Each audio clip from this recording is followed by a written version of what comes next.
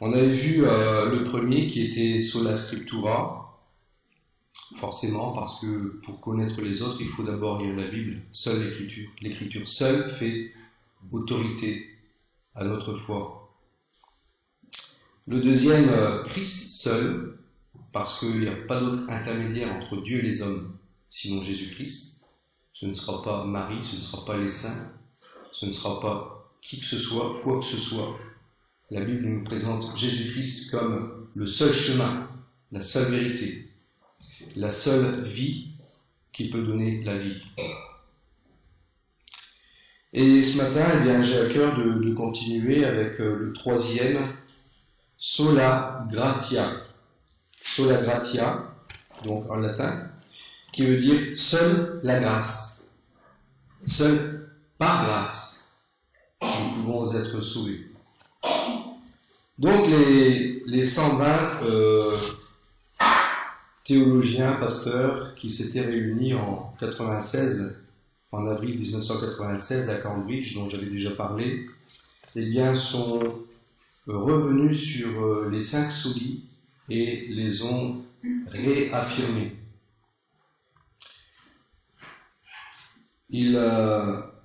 Mais avant, j'aimerais lire avant de lire la déclaration de Cambridge qui continue sur le thème de la grâce seule, j'aimerais lire avec vous Éphésiens chapitre 2 verset 8.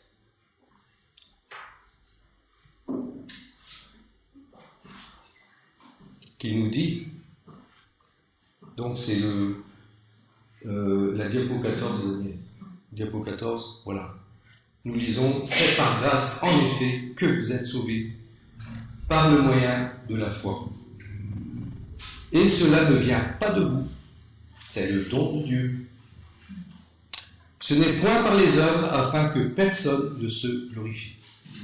Voilà donc le verset fondement de notre thème.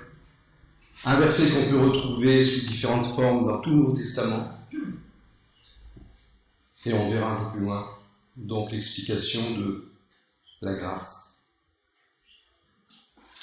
La déclaration de Cambridge continue donc sur ces réaffirmations et elle dit « Nous réaffirmons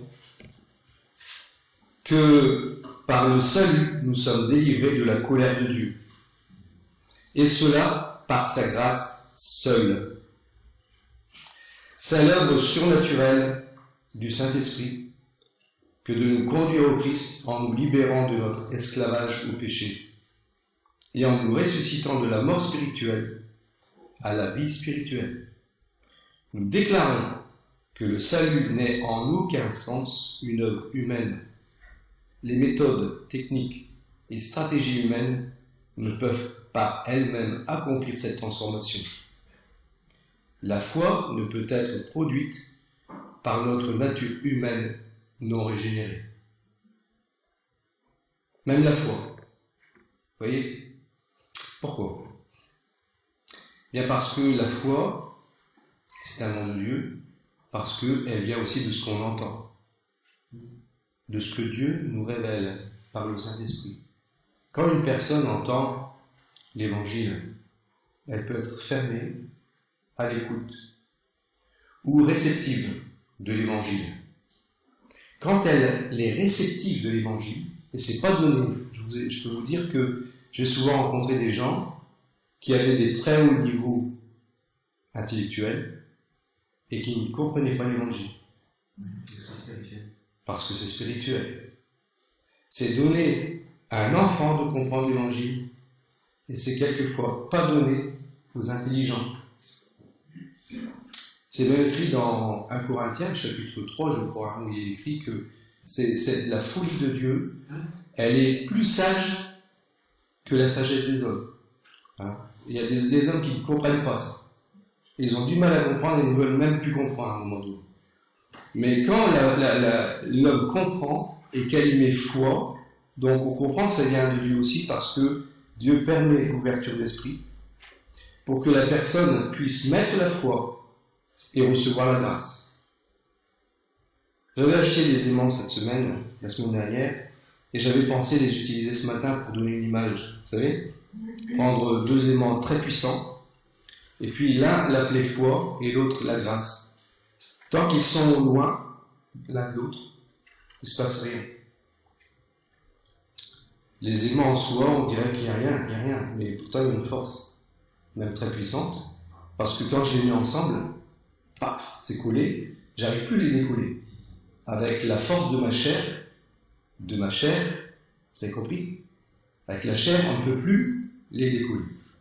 Et alors, c'est une très belle image parce que ça montre cette réalité entre la foi, quand elle s'approche, la foi humaine, n'est-ce pas? Quand elle s'approche de la connaissance de la grâce, qu'est-ce qui se passe?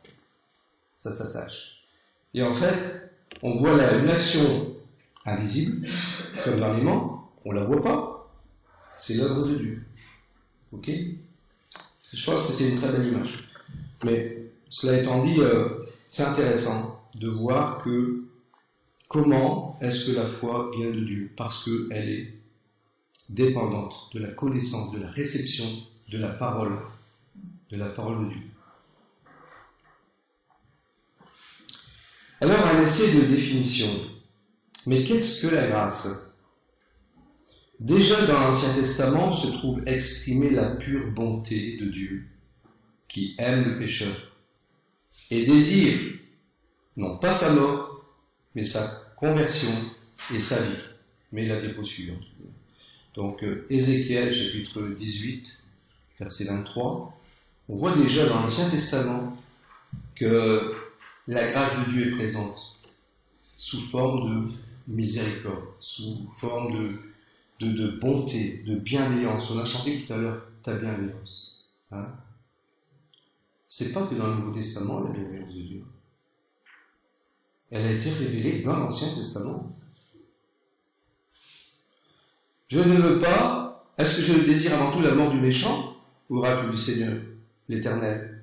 N'est-ce pas qu'il se détourne de sa voie et qu'il vive? Je veux qu'il vive, je ne veux pas la mort du méchant. Le Nouveau Testament, le Nouveau Dictionnaire biblique dit à juste titre que cette grâce est venue par Jésus-Christ, qu'elle éclate à la croix, qu'elle ne peut être reçue que par la foi, et que ses effets en nous sont nombreux, merveilleux et complets. Un prédicateur a tenté de définir la grâce en disant qu'elle est l'acte par lequel un être supérieur se penche sur un être inférieur pour lui accorder un bien non mérité. Oui, sinon c'est plus une grâce. Qu'il soit clair que une grâce c'est un cadeau qui n'est pas mérité.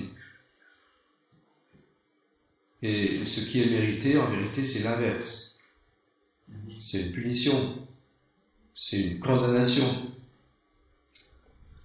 Dans le contexte biblique, la grâce désigne alors la faveur imméritée de Dieu à l'égard de l'homme déchu, par laquelle il pourvoit en Jésus-Christ à sa rédemption, car depuis toute l'éternité, il a déterminé d'accorder cette faveur à tous ceux qui croiraient en Christ, Sauveur et Seigneur. À tous ceux qui croiraient. Donc cette faveur imméritée, Dieu est en train de la donner à tous ceux qui, dans le temps, aujourd'hui et dans l'avenir, n'est-ce pas? Je me mets dans une position du passé par rapport à ce que Dieu a prévu. Et Dieu prévoit que, voilà, tous ceux qui croiront en ce que mon Fils va faire, il va mourir pour leurs péchés. Tous ceux qui croiront ce qu'il est réellement, j'insiste aussi sur ce qu'il est réellement, on a souvent dit Fils de Dieu, ce qu'il a fait, mais ce qu'il est aussi. Hein. En tant que Christ, le Messie, loin, Sauveur, parce que c'est lui qui va sauver le monde, et Seigneur. Moi, je ne crois pas que Jésus c'est seulement mon Sauveur, je crois aussi qu'il est mon Seigneur. C'est vrai que quelquefois ça dérange, parce que Seigneur, ça veut dire aussi qu'il a un mot à dire dans ma vie. Il n'a pas juste payé le prix, voilà, et maintenant, t'attends le retour du Seigneur, et tu vas au ciel. Quand il est Seigneur, ça veut dire que je dois le suivre, je dois lui obéir jour après jour. Je m'intéresse à sa volonté parce que je crois que c'est ce qu'il a de mieux pour moi. C'est ce qu'il a de mieux pour moi. Donc ça ne s'arrête pas au Sauveur. Ça continue parce que, en tant qu'enfants de Dieu, nous sommes appelés à suivre Jésus, notre Seigneur. Diapo 17,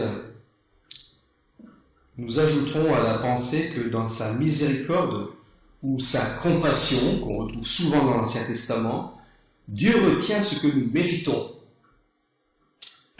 Colère, jugement, condamnation. Dieu est freiné par ces réalités qui sont en lui. Et c'est la miséricorde, c'est la compassion. Il a de la compassion, il n'est pas indifférent. Et je crois que c'est toutes ces réalités-là qui ont fait que, Jean 3,16, car Dieu a tant aimé le monde. Pourtant, le monde était gouverné par quoi? Par Satan à cause du péché. Dieu a tant aimé le monde qu'il a donné son Fils unique, il a sacrifié. Quand on regarde le terme donné, qu'est-ce que c'est exactement? C'est sacrifier. Afin que quiconque croit en lui ne périsse point, mais qu'il ait l'éternel. Et dans Exode chapitre 33, verset 19, j'aimerais lire ce verset. L'Éternel répondit donc à Moïse, je ferai passer devant toi toute ma bonté et je proclamerai devant toi le nom de l'Éternel. Je fais grâce à qui je fais grâce et miséricorde à qui je fais miséricorde. Voilà. Donc ça fait vraiment partie de ces attributs de Dieu. Et pourtant, ces tentatives de définition qu'on essaye de trouver en réfléchissant à tous ces versets de l'Ancien Testament, du Nouveau Testament, de ce que disent les uns, de ce que disent les autres, on essaye de comprendre la grâce de Dieu, et pourtant, on a l'impression qu'il y a quelque chose qui nous a échappé. On est encore sur notre faim. N'est-ce pas? On a encore faim de comprendre, de connaître ce que la Bible a à nous dire sur la grâce, sur la bonté de Dieu. Car nous sentons instinctivement que la grâce échappe à nos catégories humaines connues, dépasse les limites du langage et reste par conséquent indéfinissable. Vous avez compris? Ça dépasse la réflexion humaine, le langage des hommes, parce que les hommes réfléchissent avec leur intelligence, mais nous on n'est pas Dieu. On est limité. Dieu n'est pas limité. Je dis souvent, souvent non, parce que je ne parle pas souvent témoin de Jéhovah, mais quand ils disent oui, mais Dieu n'a pas de fils, alors je dis est-ce que tu peux mettre Dieu dans ta poche? Si tu peux mettre Dieu dans ta poche, alors tu peux effectivement donner une explication de ce que Dieu est. Mais est-ce que tu peux le mettre dans ta poche? Tu ne peux pas. C'est ridicule, c'est absurde. Le créateur de l'univers, je ne le mets pas dans ma poche. Eh bien, je ne peux pas non plus expliquer Dieu parce que je suis humain, parce que je suis limité. Mais sur la base des révélations, je peux au moins prendre ce qui m'est révélé. Tout en sachant que je suis limité et que Dieu est infini. Voilà. Et quand on est prêt à réfléchir comme ça, eh bien, il peut se passer même des choses extraordinaires, même dans la foi. Parce qu'on va s'approcher du Seigneur, non plus avec les limites qu'on lui donne, mais avec l'infinité qu'on lui reconnaît. C'est important ça. Alors, je viens de dire le mot indéfinissable. C'est pourquoi l'Écriture ne l'explique pas. Mais elle la déclare. Et justement, dans ce verset qu'on vient de lire, l'Éternel répondit, je ferai passer devant toi toute ma bonté ou bienveillance, et je proclamerai devant toi le nom de l'Éternel, je fais grâce à qui je fais grâce, et miséricorde à qui je fais miséricorde. Dans un verset suivant, dans Exode chapitre 34, versets 6 à 7, j'aimerais aussi lire ce verset dans lequel on voit que Dieu va passer derrière Moïse, pas devant, il ne faut pas que Moïse le voie, mais Dieu va montrer sa gloire par derrière, de manière à ce que Moïse ne voit pas Dieu dans toute sa gloire, parce qu'il pourrait mourir. Mais Dieu veut révéler quelque chose de sa gloire, une partie. Ok ? Et donc on voit qu'il va passer devant Moïse, et Moïse va la voir de derrière. Et Dieu passant devant Moïse, il va s'écrier « L'Éternel, l'Éternel », et regardez les mots, Dieu miséricordieux, compatissant, lent à la colère, riche en bonté et en fidélité. N'est-ce pas extraordinaire? C'est merveilleux, ça. Un Dieu si puissant, et comme le disait Daniel dans le livre de Daniel, redoutable, un Dieu redoutable.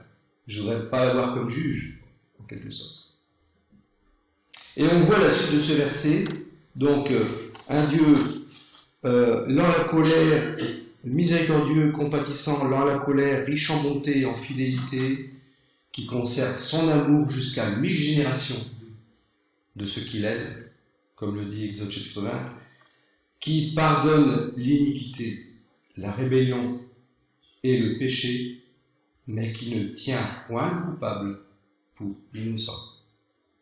Je voudrais juste souligner cette partie du verset qui aujourd'hui a tendance à être complètement mis de côté, parce que ce verset nous rappelle que Dieu est juste.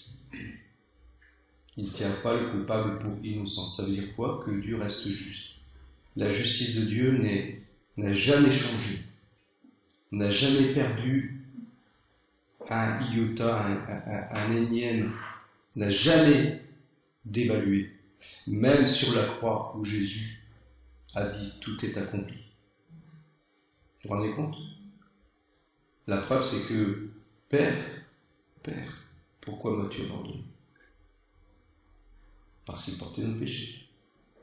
Donc, si Dieu était juste amour, eh bien, Jésus n'aurait pas vécu ces moments-là. Pas même la croix.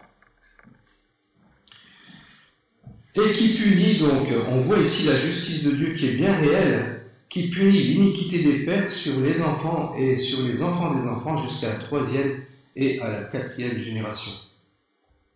On voit qu'il y a quand même une différence entre punition jusqu'à la 4e génération et bénédiction jusqu'à la 1000e génération.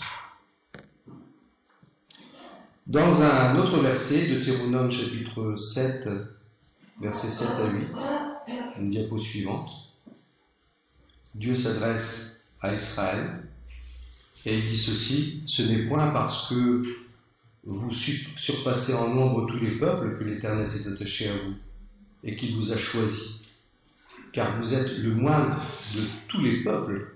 En vérité, c'est pas parce que vous êtes nombreux, parce que vous êtes bien une belle nation, parce qu'en vérité, par rapport à d'autres peuples, vous êtes bien moindre, vous êtes moins intéressant peut-être aussi. Mais parce que l'Éternel, qu'est-ce qu'il est écrit là? Vous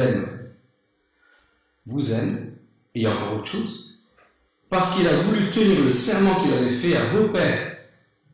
Tenir le serment, ça veut dire je suis fidèle à mes promesses que j'ai fait à Abraham, Isaac, Jacob. Hein? Donc quand Dieu fait une promesse, il la tient.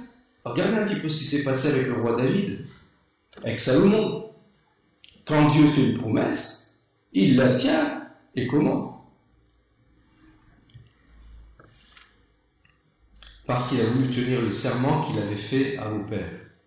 L'Éternel vous avait fait sortir par sa main puissante, vous a délivré de la maison de servitude, de la main de Pharaon, roi d'Égypte. Voilà. Israël ne pouvait jamais rester en Égypte. Il ne pouvait pas rester en Égypte. Parce que Dieu avait fait des promesses. Et il fallait qu'un jour, ces promesses se réalisent. S'il fallait qu'il y ait à un moment donné un libérateur au milieu d'Israël, dans un pays très puissant, un pharaon très puissant. Il était impossible pour Israël de sortir de l'Égypte. C'était vraiment impossible. Mais à Dieu, tout est possible. À Dieu, tout est possible.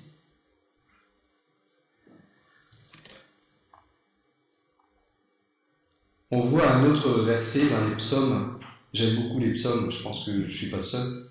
Mais c'est extraordinaire comment on peut voir le bien que ça fait de connaître la bonté de Dieu. Dans l'individu, en l'occurrence le roi David, bien souvent c'est le roi David, ça peut être aussi Asaph ou des autres qui ont écrit les psaumes, mais on y voit vraiment la relation de l'homme devant un Dieu qui pardonne. Et dans ce psaume 32, eh bien, du verset 1 à 5, eh bien, on a cette béatitude d'un cœur qui est pardonné. Mais on réalise d'autant la béatitude, la joie du salut quand on est sorti du péché. Qui est-ce qui remercie plus? Jésus avait dit, hein? Celui qui avait été plus pardonné, parce qu'il avait plus péché. Et donc, ça pouvait choquer Simon le pharisien, mais en tout cas, Jésus il était bien content de voir cette pécheresse qui avait baigné les pieds du Seigneur avec ses larmes et qui l'essuyait avec ses propres cheveux. Elle le remercie, elle s'humiliait aux pieds du Seigneur.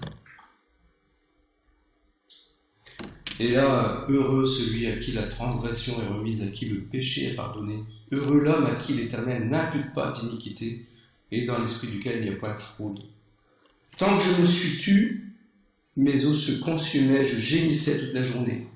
Tant que je ne me repentais pas, tant que je ne reconnaissais pas mon péché, car nuit et jour, ta main s'appesantissait sur moi, ma vigueur n'était plus que sécheresse comme celle de l'été.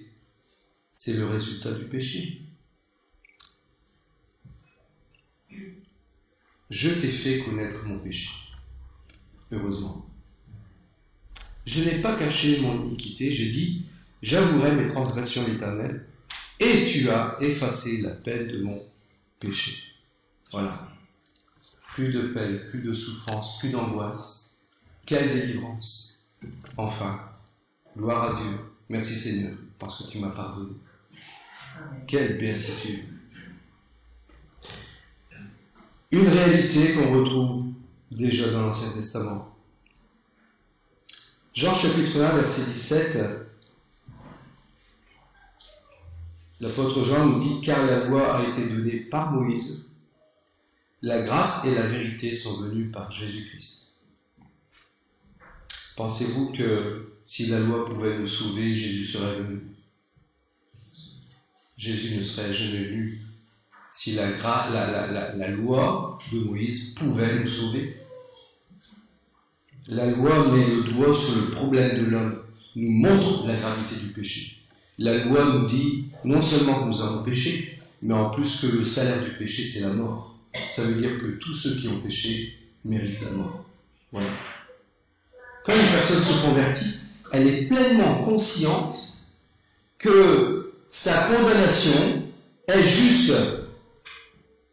Vous avez compris? Ça, c'est important. Parce que si elle n'est pas juste, il ne peut pas y avoir une conversion. Dieu ne transforme pas quelqu'un qui n'était pas d'accord avec lui. Mais c'est normal. Dieu ne peut pas grâcer quelqu'un qui ne reconnaît pas ses péchés. Ça n'a pas de sens. Et donc, la grâce et la vérité sont venues par Jésus-Christ, parce que Jésus va payer par sa propre vie pour que nous puissions recevoir la grâce de Dieu, et en même temps la vérité, parce qu'il est la vérité. Romains 3, 24, l'apôtre Paul nous dit que nous sommes gratuitement justifiés par sa grâce, par le moyen de la rédemption qui est en Jésus-Christ. Il ne faut pas croire que la grâce, et on le dit, on le rappellera souvent, la grâce ne nous a pas été donnée comme ça. Elle a coûté un prix. Elle a coûté cher, la grâce. Nous, elle ne coûte rien. C'est une grâce pour nous, parce qu'elle ne coûte rien du tout. Une grâce, c'est un cadeau qu'on ne mérite pas. Et je rappelle, c'est un cadeau, donc c'est quelque chose qui ne coûte rien. Et qu'on ne mérite pas, ça veut dire que tout ce qu'on va faire, imaginez qu'on donne une valeur à la vie. Je mérite la mort, et pour avoir la vie éternelle, il me faut 5 milliards d'euros. Il faudrait vivre combien d'années pour acquérir 5 milliards d'euros? Il faudrait revenir beaucoup de fois. Hein. Mais ce qui se passe, c'est que c'est même pas payable. C'est même pas payable avec les valeurs que nous connaissons. Donc, il n'y avait qu'une solution. Dieu dit, voilà, il n'y a qu'une solution. Je vais payer le prix. Et le seul prix, comme le salaire du péché, c'est la mort, et que la loi est juste, est parfaite, elle est sainte, et juste, eh bien, mon fils va payer. Le salaire du péché, c'est la mort. Jésus dit, je viens pour faire, ô Dieu, ta volonté. Dans le rouleau du livre, il est écrit à mon sujet, Psaume 40. Donc, c'était prophétisé. Et Jésus va l'accomplir jusqu'à tout accomplir. Donc, la loi n'a pas été abolie, comme on le dit souvent. Attention, elle a été accomplie. Accomplie. Ça veut dire que la loi est toujours valable pour les méchants, pour les menteurs, pour les idolâtres, pour les violeurs, pour ceux qui aiment le péché. La loi est toujours valable pour eux, et c'est pour ça qu'ils iront en enfer un jour. S'ils ne se repentent pas, parce que la repentance permet, elle seule, au travers de la foi, d'acquérir la grâce de Dieu. Ok ? Donc, gratuitement, justifié, j'aime bien ce mot justifié. Hein. Justifié, c'est vraiment rendu juste, mais plus que ça, proclamé juste. C'est comme si c'est un tribunal qui annonce, qui proclame, voilà, il est justifié. Il est justifié. Ça veut dire qu'il est propre. Romains 11, je vais passer à quelques versets au-dessus. Or, si la grâce, chapitre donc 11, verset 6, voilà, c'est ça. Or, si par grâce, si c'est par grâce, ce n'est plus par les œuvres, autrement, la grâce n'est plus une grâce. Et si c'est par les œuvres, ce n'est plus une grâce, autrement, l'œuvre n'est plus une œuvre. On parle ici de choses absolues. Vous voyez, on ne peut pas mélanger les deux. Le blanc et le noir, si vous le mélangez, ça fait quoi? Ça fait gris. Mais là, le blanc reste blanc, le noir reste noir. Et là, eh bien, c'est pareil. Je dis pas que là, si les œuvres, on peut pas dire que c'est quelque chose de blanc dans le sens que c'est quelque chose qui peut nous acquérir le ciel. Les œuvres ne pourront jamais nous faire acquérir le ciel. Même si je vends toutes mes propriétés, tout mon argent, je le donne aux pauvres. Et je vis comme un petit malheureux par la foi. Voilà. Eh bien, je n'ai rien de plus. Je ne serai pas sauvé à cause de ça. On n'est pas sauvé par les œuvres. Pourquoi? Parce que les bonnes œuvres n'enlèvent rien concernant le péché. C'est comme quand vous faites votre omelette. Hein, vous faites 10 bons œufs, wow, qui sont beaux ces œufs-là, et puis le 11e, paf, c'est un œuf pourri. Ils tombent sur les autres, ils sont mauvais. Alors vous allez pas essayer d'enlever le mauvais et puis récupérer les autres. Qu'est-ce que vous faites? Vous récupérez les autres. Vous allez jeter tout. Hein. Donc même si on avait fait beaucoup de bonnes œuvres, mais voilà que le péché est là, et le salaire du péché c'est la mort, c'est qu'on ne peut pas. On ne peut pas être sauvé. Donc, ne mélangeons pas œuvre et grâce. C'est soit on agit dans les œuvres parce qu'on croit être sauvé par les œuvres de la loi. Certains chrétiens mélangent les œuvres de la loi et la grâce. C'est l'un ou l'autre. Ou tu te mets sous la loi, ça veut dire que tu dois pratiquer toute la loi. Paul dit ceci, Paul dit ceci, si vous voulez vous remettre sous la loi, vous vous remettez sous le joug de la loi. Ça veut dire que vous devez tout mettre en pratique. Mais il est clair que personne ne sera sauvé par les œuvres de la loi. Le bel avantage que vous pouvez gagner en pratiquant la loi, comme le fait le juif aujourd'hui, les juifs pratiquants, c'est d'avoir une vie plus saine que les autres. Vous avez compris? Vous risquez moins d'attraper certaines maladies parce qu'on respecte une certaine façon de manger, on ne mange pas de cochon, de certains animaux, certains poissons qu'on ne peut pas manger. Et puis voilà, donc il y a une hygiène morale, de respect, d'amour dans la famille, tout ça, il y a des bonnes choses. Mais la loi, n'oublions pas, elle vient de Dieu. Il y a des bonnes choses. Mais la loi ne peut pas enlever le péché. Et c'est là le gros problème de la loi. Donc, elle a servi à montrer aux hommes la gravité du péché et permettre aux hommes d'aller vers la grâce. Éphésiens chapitre 2, versets 8 et 9, on l'avait dit tout à l'heure, et nous insisterons là-dessus avant de terminer. C'est par la grâce en effet que vous êtes sauvés par le moyen de la foi, et cela ne vient pas de vous, c'est le don de Dieu. Ce n'est point par les œuvres, afin que personne ne se glorifie. Ben oui, effectivement, ce qui se passe aussi, c'est que quand on fait des bonnes œuvres, quand vous avez fait beaucoup de choses pour le Seigneur, ah, t'as vu tout ce que j'ai fait pour le Seigneur? T'as vu tout ce que j'ai mis à la caisse? Oh. Ben, ça vaut rien. Parce que quand on se glorifie, c'est comme si on n'avait rien fait aux yeux de Dieu. Parce qu'au lieu de rendre gloire à Dieu, on se glorifie soi-même.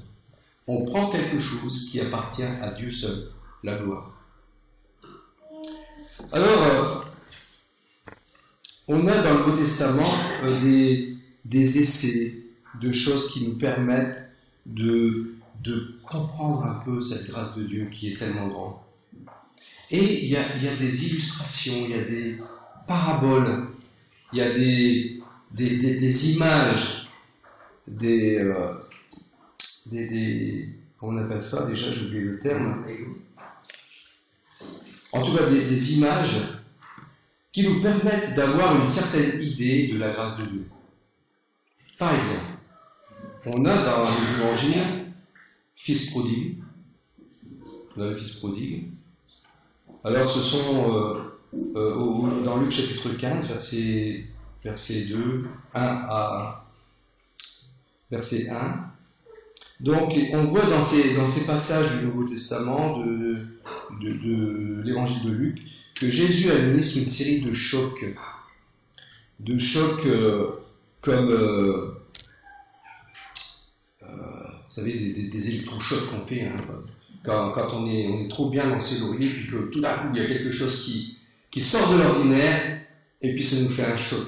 Eh bien, dans les habitudes des pharisiens, des religieux de l'époque, eh bien, Jésus va carrément apporter des notions qui ne sont pas à l'ordinaire. Et justement, avec la parabole du fils prodigue, la parabole de la brebis perdue, par exemple, de la drachme perdue aussi, et puis celle des 2 fils perdus. Donc c'est dans Luc, chapitre 3, chapitre 15, versets 3 à 7, on a la brebis perdue. Au verset 8 à 10, on a la drachme perdue. La drachme, c'est une pièce de monnaie. Et les 2 fils perdus, en fait, c'est le fils prodigue. Le père de cette dernière parabole fait plusieurs déconvenues aux coutumes de son époque, parce que ce n'est pas du tout dans les habitudes juives, ni même dans les habitudes des pays environnants. Le père qui est confronté à la demande outrageante de son fils cadet, qui souhaitait, sans l'avouer, la mort de son père, celui-ci, au lieu de le désavouer, au lieu de l'exclure de la famille et le bannir publiquement de la communauté, qu'est-ce qu'il fait? Lui accorde ce qu'il réclame. Le fils ayant récupéré cet argent, il va aller dans le monde et nous savons ce qu'il va faire. Il va dilapider son héritage. Étant tombé dans la misère, le fils se livre à un raisonnement qui nous paraît ressembler beaucoup à des calculs intéressés qu'à une amorce de repentance sincère. Et il s'engage donc sur le chemin de retour. Donc, rappelez-vous, qu'est-ce qu'il a dit quand il a fait demi-tour? Juste avant de faire demi-tour. J'étais bien dans la maison de mon père. Vous vous rappelez ça? Je retournerai chez mon père. Il y avait de la nourriture. Donc d'abord il pense à tous les bienfaits de son père. La bienveillance. On était bien dans cette maison. Il y avait des règles. Ces règles insupportables. C'est pour ça qu'il est parti. Il voulait vivre ça libre. Liberté. Et puis il se rend compte que finalement cette liberté va l'amener à manger de la nourriture de cochon. Donc il se dit, je vais retourner chez mon père. Et je lui dirai, j'ai péché contre le ciel et contre toi. Donc on assiste ici à une des scènes les plus inattendues, bouleversantes de la parole de Dieu. Le père qui attend, qui guette le long du chemin. Peut-être qu'il prie. Et un jour, reconnaît enfin le garçon de loin. Voici l'occasion de rendre à ce jeune ce qu'il mérite, de le renier brutalement devant des témoins. Et tout au moins, ou bien de convoquer une consultation de la famille, on va faire venir toute la famille, et on va voir si vraiment il est repenti. Pas du tout. Qu'est-ce qu'il fait? Le père se livre à un spectacle humiliant pour un patriarche oriental. Aux yeux des badauds qui sont émerveillés là. Il soulève ses robes et se met à courir à la rencontre du fils pour se jeter à son cou, le prendre dans ses bras et embrasser ce clochard en haillons, puant la porcherie. Je parle de la grâce, je suis toujours dans le thème, je n'ai pas changé de thème. Alors Jésus dira aux pharisiens, vous me reprochez de manger avec des pécheurs et des péagers. Parfaitement. Mais non seulement je mange avec eux, je les attends. Je les guette de loin. Et quand ils s'engagent sur le chemin de retour, je cours à leur rencontre. Je les couvre de baisers et je les force à entrer chez moi pour festoyer ensemble. Si le Seigneur attendait de nous les preuves d'une repentance parfaite, il ne courrait jamais à notre rencontre. Cela s'appelle la grâce. Une grâce stupéfiante, incompréhensible, insaisissable, qui prend l'initiative. Du moment que le garçon accepte d'être accueilli, embrassé, reçu de nouveau dans la famille, on peut déduire qu'il commence à passer par une repentance véritable. C'est intéressant, n'est-ce pas? Il commence. Je voudrais souligner cet aspect de la repentance. Parce que votre repentance, ma repentance, ne s'est pas arrêtée le jour où on s'est converti. Vous êtes d'accord avec moi? Elle a commencé. Et c'est parce qu'elle a justement commencé à ce moment-là que le Seigneur est venu vers nous. Et il nous a récupérés. Tu es mon fils, je t'ai sauvé, tu m'appartiens, je t'aime. Mais ça ne veut pas dire que voilà, on est sauvé, maintenant il n'y a plus besoin de repentance. Non. Ça veut dire que jour après jour, où on marche sur ce chemin de la lumière avec Dieu, eh bien, le Saint-Esprit va nous montrer des choses qui font partie du vieil homme, de la vieille nature, de la chair. Et je vais lui demander, Seigneur, pardon, parce que là, je me suis mal comporté. Là, je n'ai pas été un bon chrétien dans cette affaire-là. Je demande pardon, je ne peux plus recommencer, bien sûr. Aide-moi, Seigneur, à progresser dans ta connaissance. Je voudrais maintenant terminer en conclusion avec un témoignage. Avec le témoignage de quelqu'un qui a d'ailleurs fait des cantiques. Avant la mort de ses parents, alors qu'il n'avait que 6 ans, c'est John Newton, bénéficia d'une forte influence chrétienne. Il fut envoyé alors vers un parent incrédule, qui se moqua du christianisme et abusa de lui. Enfin, pour échapper à ces conditions, Newton se porta volontaire dans la marine britannique, où il devint esclave des péchés les plus grossiers.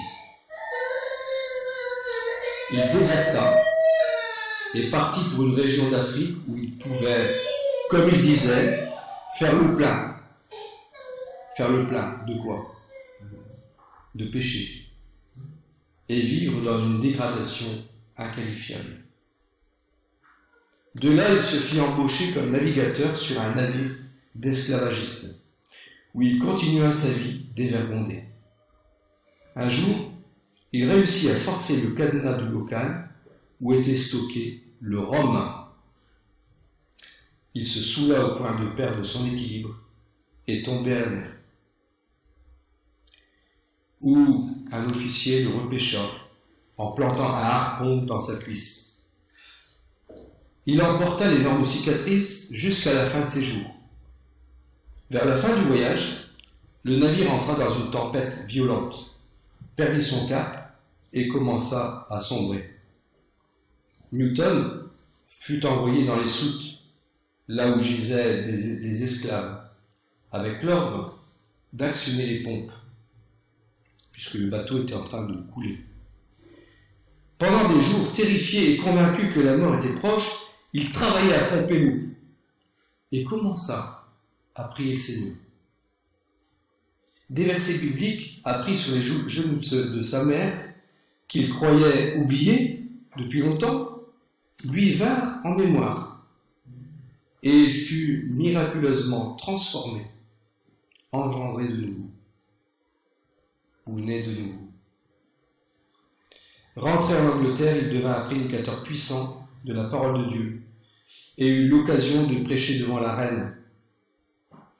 C'est en rappelant les circonstances de sa conversion qu'il composa les paroles du cantique célèbre Amazing Grace, car il avait appris, comme tout chrétien, que la grâce de Dieu dépasse toutes nos catégories et que cette grâce a trouvé son expression suprême dans la mort et la résurrection du Seigneur Jésus-Christ. Amen. On comprend que quelqu'un qui a touché le fond, comme John Newton, et puisse saisir la grâce de Dieu, transformer, pardonner, a aussi beaucoup à dire au Seigneur. Merci Seigneur, n'est-ce pas? Que le Seigneur encore nous fortifie au travers de sa parole, dans sa grâce. Amen.